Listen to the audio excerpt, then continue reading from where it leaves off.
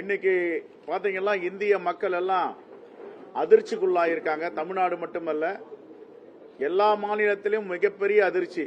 என்ன காரணம்? வரலாறு காணாத கேஸ் சிலிண்டர் விலை உயர்வு 2000 ரூபாயை தாண்டியதே கிடையாது வரலாற்றில். இந்திய வரலாற்றில் முதல் முறையாக பாஜக ஆட்சியில் கேஸ் சிலிண்டர் விலை 2000 ரூபாயை தாண்டி இருக்கிறது. இப்பொழுது ஒரு சிலிண்டருடைய விலை பாத்தீங்கன்னா 60 ரூபாய். டொமஸ்டிக் வீடுகளுக்கு பயன்படுத்தும் சிலிண்டர் 60 ரூபாய் உயர்த்தி இருக்கிறார்கள். இரண்டாவது பாத்தீங்கன்னா 14 ரூபாய் 114 ரூபாய் 50 பைசா கமர்சியல் சிலிண்டருக்கு விலை உயர்த்தியிருக்காங்க. இதெல்லாம் தாங்குமா நாடு என்பதை நாட்டு மக்கள் வருத்தத்தோடு இருக்கிறார்கள். இதற்காக இந்த விலை உயர்வு. நாங்கள் ஆட்சிக்கு வந்தால், பாஜக ஆட்சிக்கு வந்தால் டாலர் விலை பாதியாக குறைப்போம், 40க்குள் கொண்டு வருவோம். தனிநபர் வருமானம் இரட்டிப்பாகும். 2 கோடி மக்களுக்கு வேலை வாய்ப்பு, ஒரு வாக்காளருக்கு 15 லட்சம் ரூபாய் என்று வாக்குறுதி கொடுத்து விட்டு வந்த பாஜக இன்று படுதோல்வியை சந்தித்துக் கொண்டிருக்கிறது. நமக்கு இருந்த வெளியுறவுத்துறை கொள்கை உரிமைகள் அனைத்தையும் அமெரிக்க அதிபர் டிரம்பிடம் அடகு வைத்து விட்டார்கள். இதுதான் பாஜகவுடைய ஆட்சி. இரண்டாவது பாருங்க, விலை உயர்வு என்றால் யார் முதல்ல குரல் கொடுக்கணும்? தமிழ்நாட்டில் எதிர்கட்சியா இருக்கு அதிமுக குரல் கொடுத்திருக்கணும். இதுவரை எடப்பாடி பழனிசாமி அவர்கள் ஏன் வாய் திறக்கவில்லை, மௌனமாக இருக்கிறார்? தன்னுடைய கூட்டாளிகள் ஆட்சி ஒன்றிய ஆட்சியாக இருக்கிறது. இப்பொழுது தேர்தலை பாஜகவோடு சேர்ந்து சந்திக்க போகிறோம் என்றாலும் கூட கண்டிக்க வேண்டாம் எங்களை மாதிரி கோரிக்கை வைக்கலாம்ல. தமிழ்நாட்டு மக்கள் தாங்கிக் கொள்ள முடியாத வேதனைக்கு இருக்கிறார்கள். இந்த வேதனைக்கு உள்ளாகி இருப்பதை மோடி அவர்கள் சரி செய்ய வேண்டும். 60 ரூபாய் சிலிண்டர் விலை ஏற்றியதை குறைக்க வேண்டும். 114 ரூபாய் 50 பைசா டொமஸ்டிக் சிலிண்டர் விலையை குறைக்க வேண்டும் என்று சொல்லியிருக்கலாம். ஏன் இதுவரை வாய் திறக்காமல் மௌனமாக இருக்கிறார்? இதுதான் எங்களுடைய கேள்வி. இன்னைக்கு 2043 ரூபாய் 50 பைசா ஒரு சிலிண்டருடைய விலை. அதைவிட மிகப்பெரிய துயரமான செய்தினா, all India LPG distribution federation ஒன்று இருக்கு. இவங்க ஒரு கடிதம் எழுதுறாங்க. என்ன எழுதுறாங்கன்னா, ஒரு சிலிண்டர் வச்சிருக்கிறவங்க 21 நாளுக்கு பிறகு தான் புக் பண்ணணுமா. 2 சிலிண்டர் வச்சிருக்கிறவங்க 30 நாளைக்கு பிறகு தான் புக் பண்ணணுமா. அப்படின்னா பண்டை காலத்துக்கு கொண்டு போறாங்க. அடுப்பு ஊதிட்டு இருந்தவங்க, விறகு வச்சு சமைச்சவங்க நீங்க போங்க அப்படின்னு. இதை விட டொமஸ்டிக்ல என்னன்னா யாரும் புக் பண்ணக்கூடாது. இங்க பாருங்க, இதுல பாத்தீங்கன்னா இது வந்து எல்பிஜி டிஸ்ட்ரிபியூஷன் அசோசியேஷன் அமிச்ச லெட்டர். எல்லாருக்கும் ஒரு காப்பி இப்ப கொடுக்கிறோம். அதுக்கப்புறம் இந்த ஹோட்டல் அசோசியேஷன் அன்னபூர்ணா அவங்க அமைச்சிருக்காங்க.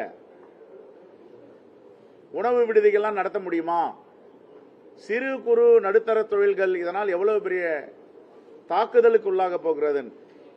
என்னுடைய அன்பு வேண்டுகோள், எதிர்க்கட்சி தலைவராக இருக்கின்ற எடப்பாடி பழனிசாமி அவர்கள் ஒன்றிய அரசோடு கூட்டாளியாக இருக்கிறார், நட்போடு இருக்கிறார். மோடி அவரிடம் சொல்லி 60 ரூபாய் சிலிண்டர் விலையை குறைக்க வேண்டும்.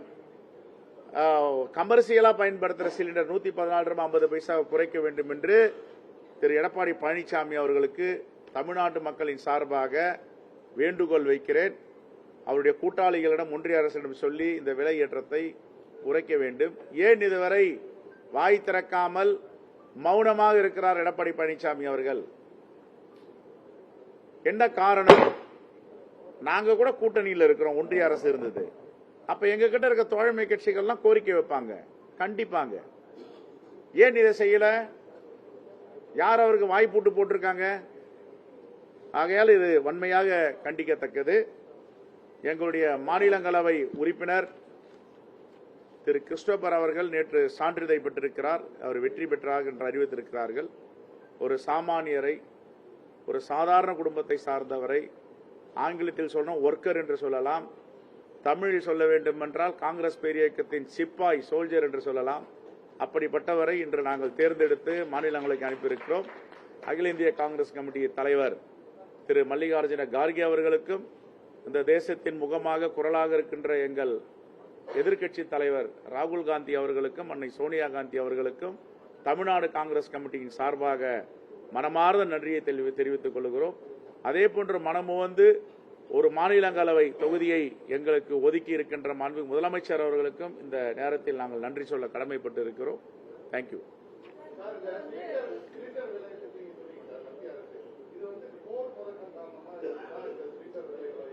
ரைட் ரைட் விலை ஏற்றக்கூடாது.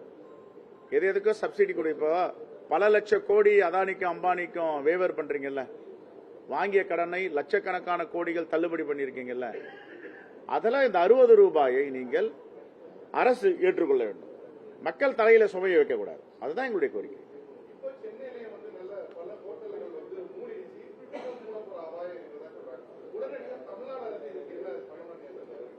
Petroleum ministry not under control of the Tamil Nadu government. Tamil Nadu இதில் என்ன பண்ணோம்? ஐஓசிக்குள்ள பூந்து கொண்டு வர முடியுமா? இந்தியன் ஆயில் கார்பரேஷன்ல, இந்துஸ்தான் பெட்ரோலியத்தில், பாரத் பெட்ரோலியத்தில், செல்லுல, எஸ்ஓல இவங்க எப்படி போக முடியும்? நயாரால. இது செய்ய வேண்டியது ஒன்றிய அரசு, மோடி அரசு பண்ணணும். நம்ம எடப்பாடி பழனிசாமி அவர்கள் எதிர்க்கட்சி தலைவராக இருக்காரு, கோரிக்கை வைக்கணும், போராடி தமிழ்நாட்டு மக்களுக்கு நல்லது செய்யணும். ஏன் வாய் திறக்காம இருக்காரு? கூட்டாளியா இருக்காருல்ல, ஏன் வாய் திறக்காம இருக்காரு?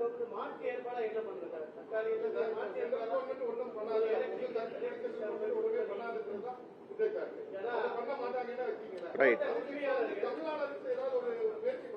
தமிழ்நாடு அரசு நான் கேட்கிறேன், தமிழ்நாடு அரசுக்கு கண்டிப்பா இதுல சிந்தனை ஓட்டம் இருக்கு, ஏதாவது செய்யணும்னு முயற்சிக்கிறாங்க, அது வேற. யாருடைய கண்ட்ரோல்ல இருக்கு இது? ஒன்றிய ஆட்சி, ஒன்றிய அரசு, பெட்ரோலியம் ஒன்றிய அரசு, ராணுவம் ஒன்றிய அரசு, போஸ்டல் டிபார்ட்மெண்ட் ஒன்றிய அரசு. இதுல போய் தமிழ்நாடு என்ன செய்ய முடியும்? கோரிக்கை வைக்கலாம், கண்டிச்சிருக்கோம், எல்லாம் கண்டிக்கிறோம்.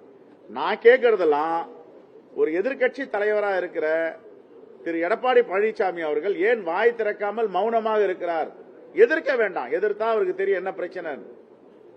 ஒரு கோரிக்கை வைக்கலாமே, ஏன் கோரிக்கை வைக்க மாட்டேன்றாரு?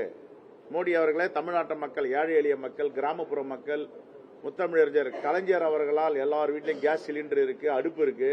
அவர் தான் முதல் கேஸ் அடுப்பு கொடுத்தாரு. இப்ப நீங்க அதை தடை பண்ணீங்கன்னா தேர்தலில் பின்னடைவு வரும், நமக்கு ரொம்ப மோசமான தோல்வி வரும். அதனால இந்த 60 ரூபாய் குறைங்கன்னு கோரிக்கை வைக்கலாமே, ஏன் வைக்கல? என்ன காரணம்?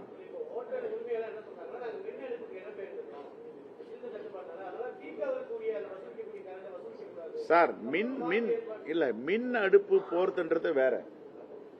அடுத்த கட்டத்துக்கு அவங்க நகரத்தான் செய்யணும், வேற வழி கிடையாது. இது மாதிரி இருக்கும்போது என்ன பண்ணணும்? மின் அடுப்பு, மின்சாரம் இல்லைன்னா என்ன பண்ணணும்? விறகுக்கு போகணும். எவ்வளவு பின்னுக்கு தள்ள முடியுமோ தமிழ்நாட்டு மக்கள் அவ்வளவு பின்னுக்கு தள்ளிட்டு இருக்கு ஒன்றிய அரசு, அதுக்கு துணை போகுது அதிமுக. நாங்க கேட்பது எல்லாம் தேர்தல் நேரத்தில் கூட ஏத்துவீங்க. பட்ஜெட்ல நிதிநிலை அறிக்கையிலே தமிழ்நாட்டை மறந்துட்டீங்க.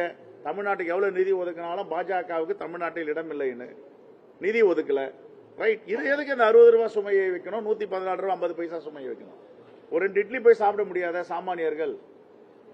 அதனால இது வன்மையாக கண்டிக்கத்தக்கது. காங்கிரஸ் பேரியக்கத்தின் சார்பாக மகிழா காங்கிரஸ் அங்கங்க ஆர்ப்பாட்டம் பண்ணிட்டு இருக்காங்க. இந்த விலையேற்றத்தை திரும்ப பெற வேண்டும். தேங்க்யூ.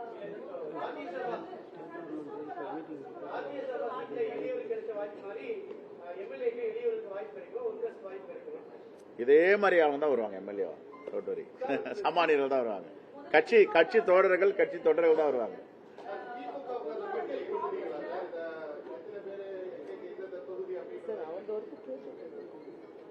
கூட்டணி இன்னும் எல்லோரும் பேசி முடித்த பிறகு எந்தெந்த தொகுதி வேணும் எங்களுடைய விருப்ப தொகுதியை நாங்கள் தெரிவிப்போம்.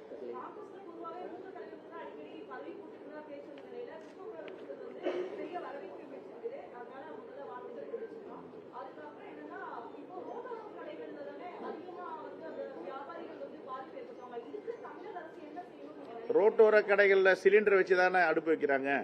எல்லாரும் ஒரு சிலிண்டர் வைப்பாங்க. அதான் இது ஒன்றிய அரசு தான் செய்யணும். பெட்ரோலியத்துறை தமிழ்நாடுடைய கட்டுப்பாட்டில் இல்லை, ஒன்றிய அரசு. அதே நேரத்தில் இப்ப நான் கேள்விப்பட்டது தமிழ்நாடு அரசு இதை பற்றி ஆலோசனை நடத்தி வருகிறார்கள். உங்களுடைய விருப்பமோ எங்களுடைய விருப்பமோ தமிழ்நாடு அரசு தலையிட்டு ஏதாவது முன்மாதிரியா செய்வாங்கன்ற நம்பிக்கை இருக்கு.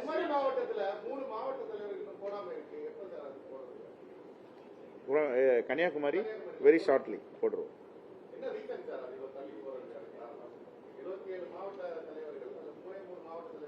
கன்னியாகுமரி எங்களுக்கு ஸ்பெஷல். அதான் வேற ஒண்ணு இல்லை.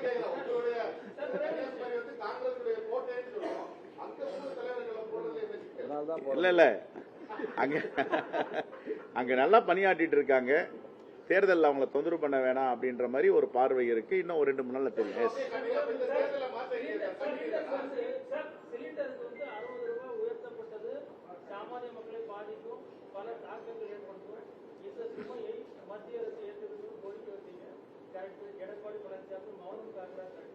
பிஜேபி தரப்புல இருந்து என்ன சொல்லிருக்காங்கன்னா, தமிழ்நாடு அரசு சிலிண்டருக்கு 100 ரூபாய் குறைக்க வேண்டும் வாக்குறுதி சொன்னாங்க. இந்த நெருக்கடியான காலத்துல எவ்வளவோ சலுகைகளை அறிவிக்கிறது தமிழக அரசு, அந்த 100 ரூபாய் இப்ப குறைக்கலாம்னு கேட்கிறாங்க. அவங்க சொல்றதுல ரொம்ப ரொம்ப நியாயம் இருக்குங்க.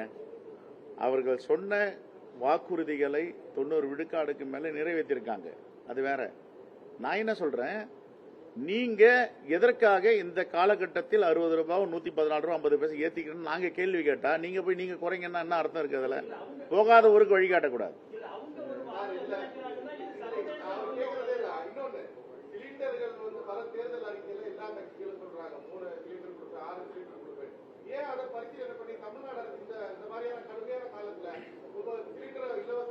இல்ல, இப்ப அனைத்து அமைப்புகளையும் கூட்டி தலைமைச் செயலாளர் தலைமை கூட்டம் நடந்துட்டு இருக்கு. இந்த கூட்டத்தை முடிவுக்கு அப்புறம் சொல்லுவோம். கண்டிப்பா இதுல தலையிட்டு மாண்புமிகு முதலமைச்சர் எல்லா துறைகளிலும் எப்படி வந்து ஒரு லேண்ட்மார்க்கை கிரியேட் பண்றாரோ இதுலயும் பண்ணுவார். பொறுத்திருந்து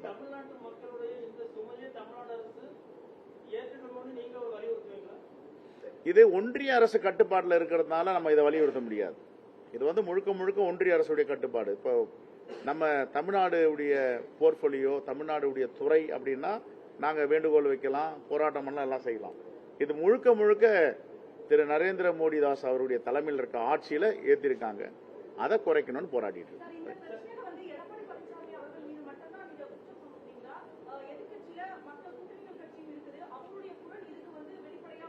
இல்ல, பிரதான எதிர்கட்சி இந்த தேசத்துடைய தமிழ்நாட்டை பொறுத்த வரைக்கும் யார் எதிர்கட்சி தலைவர்? திரு எடப்பாடி பழனிசாமி. இப்ப திரு டிடிவி தினகரன் இருக்காரு, திரு அன்புமணி இருக்காருன்னா அவங்களுக்கு பெரிய ரெப்ரசன்டேஷன் கிடையாது மாநில அளவிலேயோ ஒன்றிய அளவிலேயோ. அதனால இவர் எதிர்கட்சி தலைவராக இருக்க எல்லாத்துக்கும் குரல் கொடுக்கிறாருல்ல. இதுக்கு ஏன் குரல் கொடுக்க மாட்டேன்றார்? மௌனமா இருக்காரு. மோடிஜி கோச்சிக்குவாருன்னா குரல் கொடுக்கனால தமிழ்நாட்டு மக்களுக்காக ஏன் குரல் கொடுக்காம அமைதியா இருக்காரு?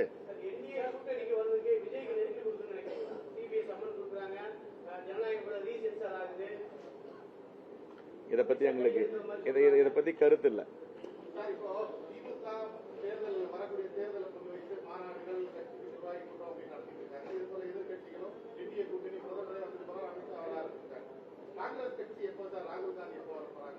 வெரி வெரி வெரி ஷார்ட்லி தலைவர் ராகுல் காந்தி தமிழ்நாட்டுக்கு பிரச்சாரத்துக்கு வருகிறார். தலைவர் மல்லிகார்ஜுன கார்கே வருகிறார். எங்களுடைய அன்பு சகோதரி பிரியங்கா காந்தி வதேரா அவர்கள் வருகிறார். இன்னும் சொல்ல போனால் அன்னை சோனியா காந்தி அவர்களுக்கும் அழைப்பு கொடுத்திருக்கிறோம். அவரும் வருவார். எல்லா முயற்சியும் நாங்கள் எடுத்துட்டு இருக்கோம். எப்போ வேணாலும் இருக்கலாம்.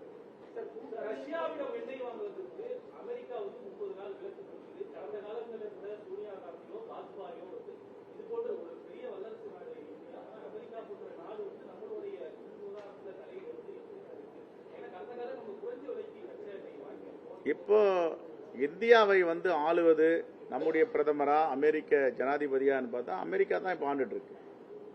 எப்படி வந்து நம்முடைய எதிர்கட்சி தலைவரான எடப்பாடி பழனிசாமி அவர்கள் ஜிஎஸ்டியில கையெழுத்து போட்டாரோ, உதயமின் திட்டத்தில் கையெழுத்து போட்டாரோ, நீட்ல கையெழுத்து போட்டாரோ, எல்லாத்தையும் தாரை வார்த்து கொடுத்தாரோ, அது மாதிரி அங்க இருக்கிற பிரதமர் நரேந்திர மோடி அவர்கள் அமெரிக்கா கிட்ட எல்லாத்தையும் ஒப்படைச்சிட்டார். இந்தியாவை ஆளுவது அமெரிக்கா, அதான் ஆண்டுகிட்டு இருக்காங்க.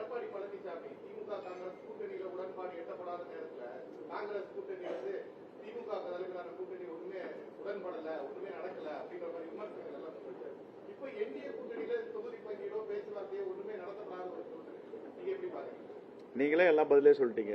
கேள்வியிலே அடங்கி போச்சு. கடை திறந்து வச்சிருக்காங்க, யாரும் போக மாட்டாங்க. நான் ஏற்கனவே சொன்னேன், அந்த என்டிஏ கூட்டணி என்பது முழுகும் கூட்டணி. அதுல யார் ஏறாங்களோ முழுக போறாங்க. அதனால யாரும் அங்க போக மாட்டாங்க. இங்க பாருங்க, எல்லோரும் வந்து தமிழ்நாட்டை காப்பாற்றணும், தமிழ்நாட்டை தலைநிமிர வைக்கணும், தமிழ்நாடு மண்ணை பாதுகாக்கணும், எல்லோரும் வரிசையா எங்க கூட்டணி பின்னாடி வராங்க. ரெண்டுத்துக்கும் உள்ள வித்தியாசம் தான். தமிழ்நாடு மக்கள் ஏற்கனவே தீர்மானிச்சுட்டாங்க. 210 தொகுதிகளுக்கு மேல எங்களுடைய இந்தியா கூட்டணி திராவிட முன்னேற்ற கழகத்தின் தலைமையில் வெற்றி பெறும்.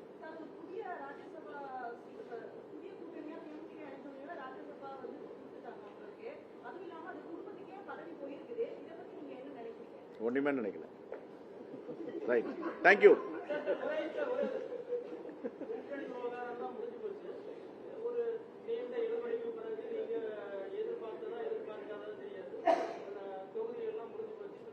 அதெல்லாம் எதிர்பார்த்தது தான் இந்த கூட்டணி அமையும்.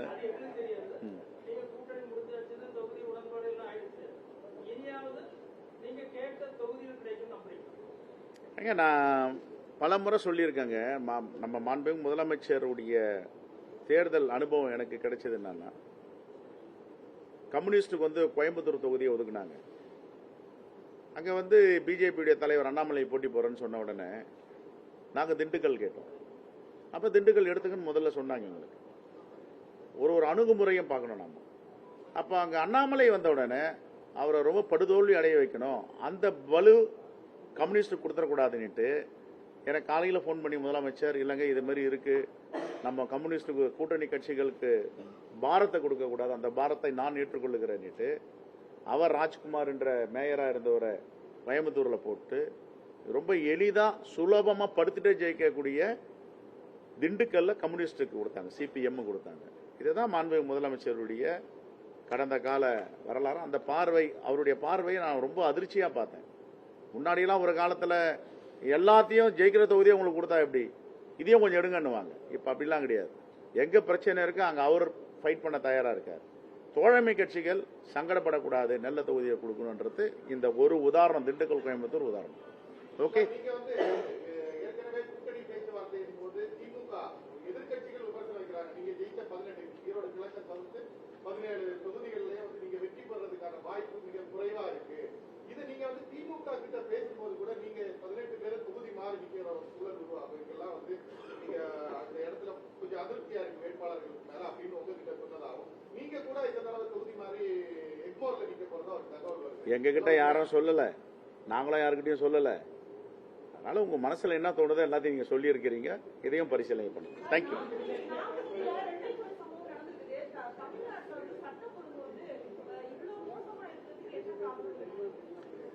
ஏற்கனவே இதை வன்மையாக கண்டிச்சிருக்கோம். இனி வரும் காலங்களில் இப்படி நடக்கக்கூடாதுன்னு சொல்லியிருக்கோம். ஒருத்தன் ஃபுல்லா குடிச்சிட்டு வந்து ரோட்ல போறவங்க வரவங்க எல்லாம் பைத்தியகாரத்தனமா வெட்டுறான்னா அந்த கோழையுடைய செயலை பார்த்து ஒட்டுமொத்த தமிழ்நாடே சட்டம் கெட்டு போயிருக்குன்னு சொல்ல முடியாது. இதெல்லாம் யாரும் வந்து சரின்னு சொல்லலை, தப்பு தான், நடக்கக்கூடாது, கண்டிக்கிறோம். இனி வரும் காலங்களில் எங்கேயும் எவனும் கத்தியை தூக்கக்கூடாது, துப்பாக்கியை தூக்கக்கூடாதுன்னு சொல்லிட்டு இருக்கோம். வன்முறையை ஒருபோதும் ஆதரிக்க மாட்டோம். ஆனா இது இன்னும் அந்த உளவுத்துறை எங்கெங்கெல்லாம் இது வேற நபர்கள் இருக்காங்கன்னு, குறிப்பா எங்க டென்ஷன் டிஸ்ட்ரிக்ட் இருக்கோ அதை இன்னும் சீர்தூக்கி பார்த்து ஆய்வு பண்ணி இனி வரும் காலங்கள் நடக்கக்கூடாது. இனிமே ஒருத்தனும் கத்தி தூக்கக்கூடாதுன்ற அளவுக்கு கடுமையான நடவடிக்கை இருக்கும்.